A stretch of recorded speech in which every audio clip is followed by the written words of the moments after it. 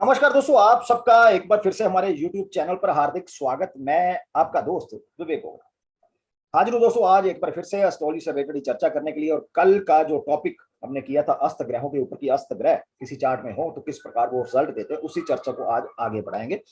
और आज उसी चर्चा में जो दूसरा टॉपिक है वो ये है कि अस्त ग्रह को वर्ग कुंडलियों में, जिसे डिविजनल चार्ट कहते हैं, किस प्रकार हमें देखना चाहिए। और साथ में क्लासिक ने जो कुछ नियम बनाए हैं या नियम है क्लासिक के, उनके बारे में चर्चा करेंगे। और साथ में कुछ एक दो कुंडलियों पर अस्त ग्रह को लेकर चर्चा करेंगे। सबसे पहले हम बात करेंगे कि डिविजनल चार्ट में किसी अस्त ग्रह को किस प्रकार देखा जाता है। तो इसमें शास्त्रों ने जो रूल बताया वो यही है कि एक ग्रह दोस्तों जब जन्म कुंडली में अस्त की सीमा में ना हो, मतलब वो डिग्रिकली अस्त ना हो सूर्य के साथ होते हुए भी, लेकिन किसी एक वर्ग चार्ट में सूर्य के साथ हो तो उस ग्रह को उस वर्ग चार्ट में अस्त के रूप में लिया जा सकता है। इसी प्रकार यदि एक ग्रह जन्म कुंडली में अस्त होता है लेकिन किसी एक वर्ग चार्ट में सूर्य के साथ ना हो तो उस वर्ग चार्ट में उस ग्रह को अस्त नहीं माना जाएगा। तीसरा जो सबसे महत्वपूर्ण नियम है वो यह है कि कल भी हमने बात की थी, अस्त ग्रह ऑलवेज जो है वो जीव को नुकसान पहुंचाता है। एज एग्जाम्पल कि मान लीजिए हम नवास चार्ट में D9 में यदि शुक्र सूर्य के साथ होगा तो हम ये कहेंगे कि जातक की पत्नी जो है अब पीड़ित होगी, या ये अस्त शुक्र जातक की पत्नी को अब नुकसान जो है पहुंचा सकता है। इसके अलावा क्लासिक ने कुछ नियम दिए हैं, उनकी बात करें तो जब भी हम अस्त ग्रह के बारे में या अस्त ग्रह को देखेंगे तो किस प्रकार हमें देखना चाहिए। तो क्लासिक ने कहा है कि सूर्य की जो लॉर्डशिप है वो काफी महत्वपूर्ण होती है दोस्तों। मतलब सूर्य किस भाव का स्वामी है। यदि मान लीजिए कि सूर्य 3rd, 6, 8 और 12 भाव का स्वामी होगा तो अस्त ग्रह अधिक हानि पहुंचाएगा, मतलब वो डबल मार मारेगा। एक तो वो इन भावों का स्वामी हुआ सूर्य, उसकी युति होगी उस ग्रह के साथ। दूसरा वो सूर्य से अस्त, मतलब दो चीजें डबल जो है उस पर अटैक होगा। इसलिए ऐसा ग्रह जो है वो ज्यादा नुकसान देता है। इसके अलावा यदि सूर्य जो है किसके अंदर या त्रिकोण का स्वामी होगा तो परिणाम जो है गंभीर नहीं होंगे, बल्कि यह एक राजयोग का कारण भी बन सकता है। इसके अलावा ग्रह जिस राशि में अस्त हो रहा है ये बात भी काफी महत्वपूर्ण होती है।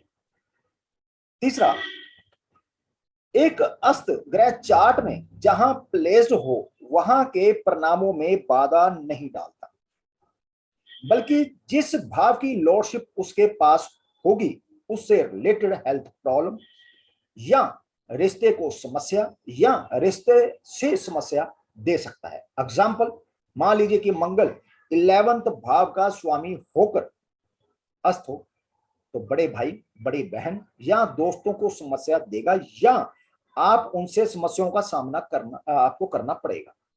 इसके अलावा पैरों में भी कोई ना कोई बीमारी हो सकती है। फंक्शनल जो मेलिफिक, उनका अस्त होना हमेशा फायदेमंद होता है। इसके अलावा जो क्लासिक ने एक और नियम दिया है वो दिया है कि यदि शनि या शुक्र अस्त हो तो ये लंबी उम्र दे सकते हैं। इसके अलावा जो नॉर्मली लोगों का सोचना है कि नवमेश 9th हाउस का जो स्वामी है, क्योंकि 9th हाउस भाग्य का भाव है, तो काफी लोगों का मानना कि नवमेश जब भी किसी चार्ट में अस्त होता है तो ये गरीबी और बदकिस्मती किस्मती जो है वो देता है, लेकिन हमेशा इस बात को सही नहीं पाया गया है। अस्त ग्रह पर बेनिफिक एस्पेक्ट, जैसे कल भी मैंने बात की थी कि बेनिफिक इफेक्ट जो है या मेलिफिक इफेक्ट है वो अपना प्रभाव रखते हैं अस्त ग्रह में। यदि बेनिफिक इफेक्ट होगा अस्त ग्रह पर तो वो अस्त के प्रभाव को कम करेगा, और यदि मेलिफिक इफेक्ट होगा तो अस्त के प्रभाव को वो ज्यादा बढ़ाएगा दोस्तों। 6, 8, 12 का स्वामी जब भी अस्त होता है तब ये एक तरह का राजयोग होता है, और इन भावों के साथ हम 3rd भाव के स्वामी को भी जोड़ सकते हैं क्योंकि वो भी एक अच्छा भाव नहीं होता। अब बात कर लेते हैं कि कोई ग्रह अस्त हो लेकिन वो उसकी कैंसिलेशन कैसे होती है।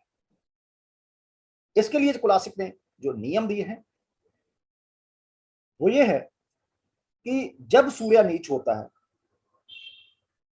तुला राशि में सूर्य नीच होता है, और सूर्य का नीच भंग हो रहा हो, तो जो ग्रह अस्त होकर सूर्य का नीच भंग करेगा, अब उसका जो अस्त वाली कंडीशन है वो कैंसिल हो जाएगी।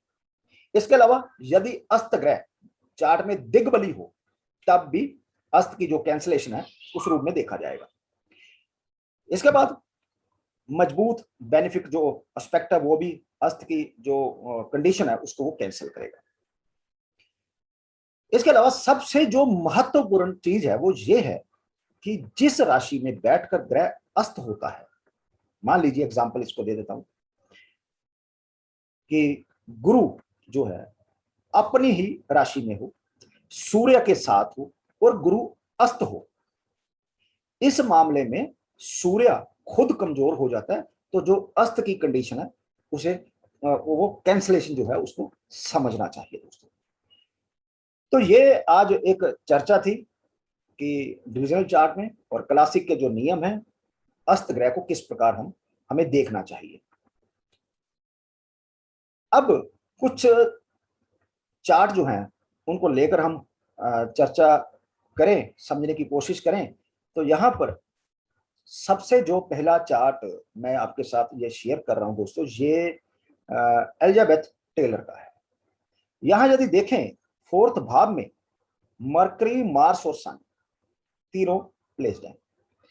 सन यहां पर यदि देखें इस तरफ 14 डिग्री के आसपास है, मार्स को देखें तो 8 डिग्री के आसपास है, और मरकरी जो है वो 14 डिग्री, लेकिन डिग्रिकली मरकरी सूर्य से आगे है और मंगल जो है सूर्य के पीछे है। कल के वीडियो में हमने बात की थी कि जो ग्रह अस्त हो और सूर्य से पीछे हो तो वो ज्यादा पीड़ित होता है, जो सूर्य के आगे होगा वो थोड़ा सा कम पीड़ित होगा।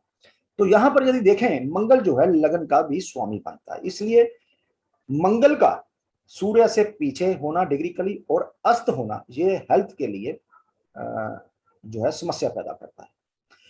और यदि मरकरी को देखें यहां पर, तो मरकरी जो है वो 8 और 11th भाव दोनों ही भाव जो है बुरे भाव है, तो मरकरी का यहां पर अस्त होना इसे अच्छा माना जाएगा। अब यदि बात करें वर्ग चार्ट की, तो वर्ग चार्ट में यदि हम देखें कि D9 में यहां पर 7th भाव का स्वामी जो है वो बुध बना दोबारा, और वो सूर्य के साथ है D9 में,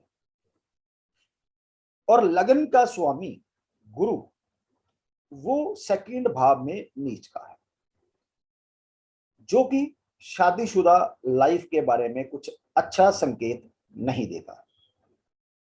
इसके अलावा यदि बात करें D10 में, तो यहां भी सूर्य और बुध दोनों एक साथ हैं, लेकिन जैसे कि हमने बात की अभी कि यदि सूर्य 3rd, 6, 8, 12 इन भावों का स्वामी है तो परेशानी जो है ज्यादा हो जाती है।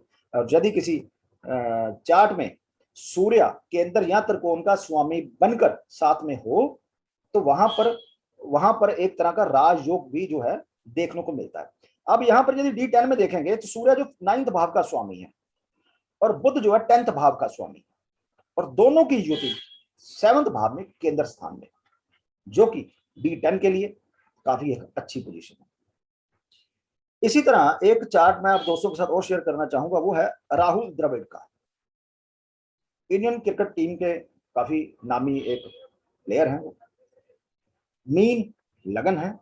और यदि यहां पर देखें जो अभी हमने बात की थी कि इस चार्ट में गुरु जो है सूर्य, राहु, मरकरी, वीनस पांचों प्लैनेट जो है 10th भाव में है। यहां पर यदि ध्यान दें कि सूर्य जो है 27 डिग्री के आसपास है, जुपिटर जो है 26 डिग्री है, और मतलब डिग्रिकली वो अस्त तो है ही है, साथ में वो डिग्रिकली सूर्य से पीछे है, मतलब उसे ज्यादा पीड़ित होना चाहिए था। लेकिन हमने अभी बात की कि गुरु जो है वो अपनी राशि धनु में ही अस्त है, तो सूरज का डिपोस्टर भी वही है, तो इसका मतलब सूरज भी कमजोर हुआ। तो अब सूरज के साथ जो गुरु की युति है वो गुरु ज्ञान का कारक है, और साथ में मरकरी भी है जो कि ज्ञान बुद्धि का कारक है। तो यहां पर जो इफेक्ट बुरा आना चाहिए था गुरु की वजह से वो नहीं आया। अब इसी चीज को हम D10 में ले जाते हैं। D10 में देखेंगे गुरु और मरकरी का सूर्य का आपस में जो है युति इस चार्ट में D10 में नहीं देखने को मिल रही।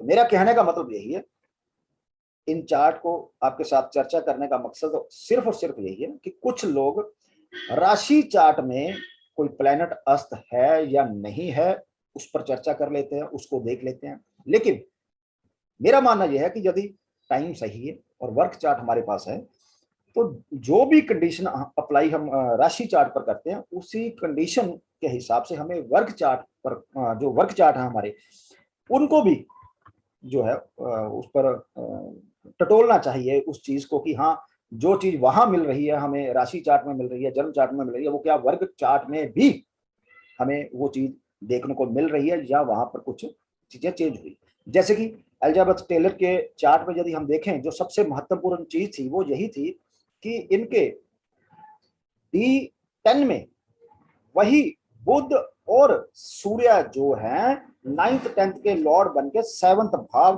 केंद्र में ही है, जो कि D10 के लिए काफी, या इसे ये कह सकते कि राजयोग है। 9th और 10th लॉर्ड की आपस में केंद्र स्थान में युति बनी।